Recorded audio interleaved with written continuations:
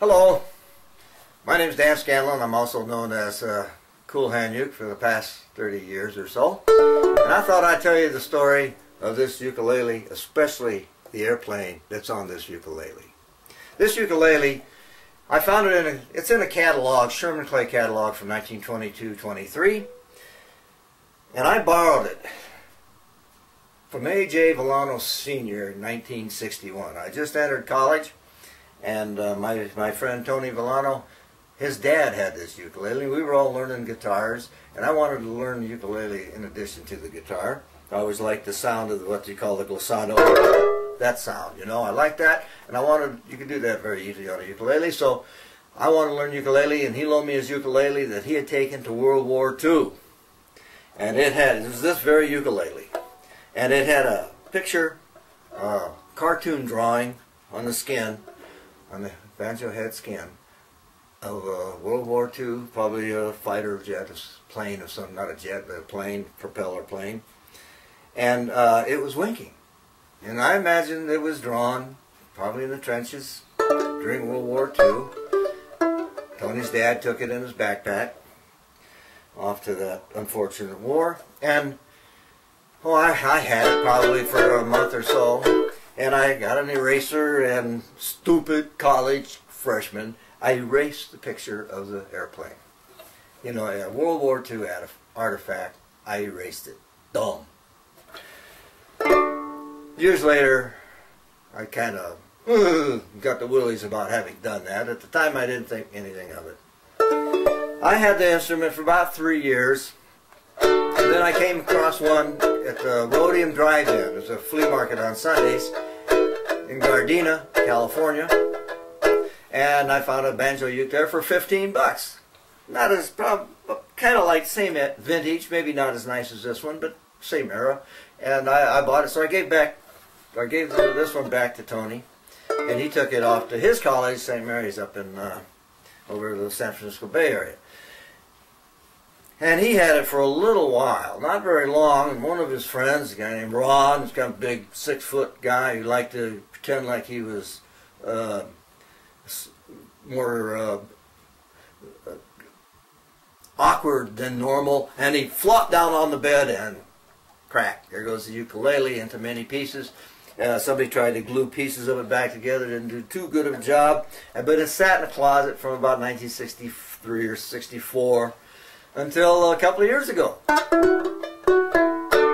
And Tony now, he's like me, he's in the 60s, and he decided that he would, now that his father's passed, he wanted to dig out his dad's ukulele and get it restored. So I have a good friend who's a wonderful luthier, Luke Wilson, in Nevada City, California, and I said, okay, well, let me give it to Luke, and you know, it'll put it on the back burner, we'll eventually get to it. And anyway, we waited and waited. You know, working musicians come first, and restoration projects are kind of always on the back burner. But a couple of years gone by, and I decided that I would get it to Tony this year, 2007, for his birthday, which is tomorrow, New Year's Eve. It's his birthday, and I'm going to give Tony back the ukulele in restored order. So a couple of months ago, I called up Luke and I said, you know, I'd really like to give Tony his ukulele this year, especially on his birthday. What can I do to expedite the restoration process? And Luke says, well, why don't you put the head, a new skin, on the banjo head? And I said, okay. Okay, I went over to his house, I picked it up, and I had purchased a bass drum head, just the skin, in a flea market over in Mendocino, California, over on the ocean. And I think $5 for this, couple of them. This like this, somebody replaced the heads on their drums, and they had these skins, and they were genuine calf skin. So I had one of those, and I thought, well, okay, well, I'll cut out a piece and soak it, and then I got to pull the old head off, and just before I pulled it off, I just wondered if I could see if there were any remnants of the airplane left on the skin before I took it off. So I got a black light and a fluorescent light and sunlight, incandescent light, and And I turned it all kinds of ways and had a big magnifying glass that sits on a stand. This is like 4 inches in diameter. I was holding that back, looking at it, and over and over and over, and I real slow kind of remembered where it was, and I all of a sudden I could see it. You know, like you look at a tree and you can see faces in the tree or something. And all of a sudden, I could actually see where the airplane had been. I could see which way the wings went and where the tail was. It was a phantom, you know, but it was there. So I grabbed a pencil and I put the magnifying glass. It took me another couple of minutes to find it again, to get it back into focus. And then I did, and then I just traced the general outline of where that plane had been. And I could see where the winking eye was and where the tail was, and so I basically got the idea. Then I took a photograph of it so that I would know where it was. Here's that photo.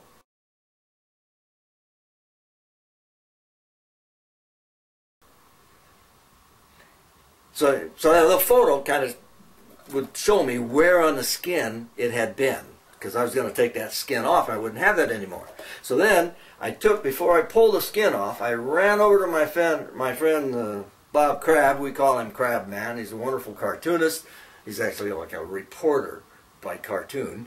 And he has this style that was very much like the style that was on it originally. He did the cover, by the way, on my Uke in the Fall CD. You know, it shows my motorhome, my Toyota motorhome going down the road with a trail of crushed guitars behind it.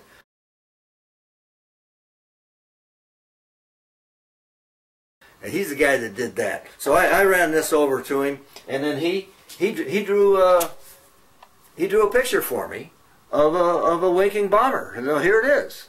That's the picture he drew. So when I got it back, I stuck it under. You know, by then I had put the new head on, and then I got my photograph out, and so I could locate where it went, and then I stuck it underneath the skin, and then I got a black marker and traced it. I put it back where it was, and it's with a material that can't be erased, so some fool college freshman can't erase it anymore. Anyway, so that's it. It's back. The airplane is back. This is an interesting instrument to me. I'm going to give it back to Tony. Tony's been a great friend all my life, you know.